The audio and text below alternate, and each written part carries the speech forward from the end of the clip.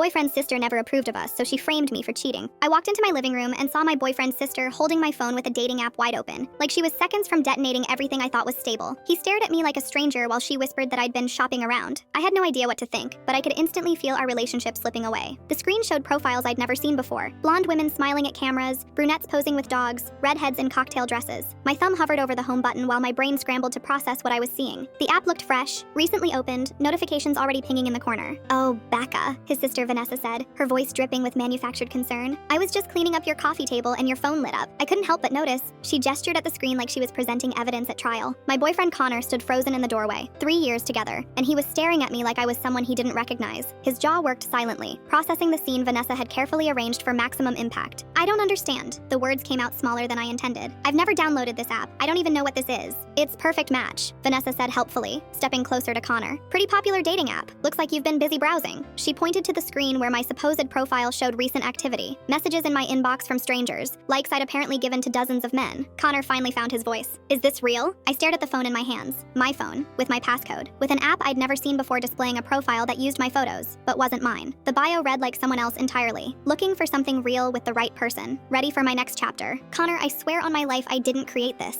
My voice cracked. "Someone else had to." "The phone was locked when I found it," Vanessa interrupted, her tone gentle but pointed. "Face ID must have recognized you when you walked in. Good thing, actually, or we might never have discovered this." The room felt like it was tilting. 3 years of trust, of building something solid together, and now I was standing in the wreckage of someone else's manipulation. But whose? "Look at the messages," Vanessa continued, reaching for my phone. "Some of these conversations go back weeks." I jerked the device away from her, scrolling through conversations I'd never had. Messages that sounded vaguely like my voice but carried an edge I didn't recognize. Flirtations with men whose faces meant nothing to me. Plans for coffee dates I'd never made. "This isn't me," I said desperately. "Connor, you know me. You know I would never—" "I thought I knew you." His voice was hollow. "But lately you've been different, distant. And now this. Different, distant." I searched his face for any trace of the man who used to laugh at my terrible jokes, who brought me soup when I was sick, who talked about our future like it was written in stone. Instead, I found a stranger wearing his face. "How long has this been going on?" he asked. "It hasn't been going on at all." The desperation in my voice made me cringe. "Someone is setting me up. Someone downloaded this app on my phone and created this profile." Vanessa made a small sound of sympathy. "Honey, that's a pretty elaborate conspiracy theory. Sometimes the simplest explanation is the right one." The words hit like ice water. Conspiracy theory. Like I was some paranoid girlfriend making excuses instead of a woman whose life was being systematically dismantled. Connor sat heavily on the couch, running his hands through his hair. "I need some air. I need to think." "Don't leave," I pleaded. "Please, let's figure this out together." But he was already grabbing his keys, already walking toward the door. "I'll be back later. We'll talk then." I feel lost and completely destroyed. What do I do now? Full story on my channel below.